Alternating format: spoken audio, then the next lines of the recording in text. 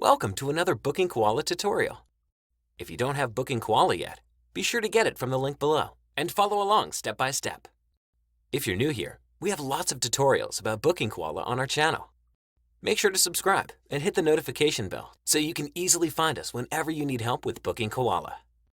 Today, we'll learn how to set different pricing for each service category. Let's dive right in. Go to Settings, then Industries and your industry's name. Then choose the form that you want to modify. And then choose Service Category.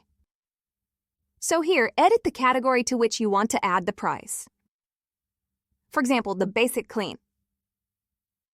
From here, scroll down. Then mark the Set Service Category price. And then enter the price. After that, you can click Next and then you're done. That's all. If you are interested in a simple-to-use cleaning business app, check out Clean CRM. Right now, you can try it out for free for 30 days.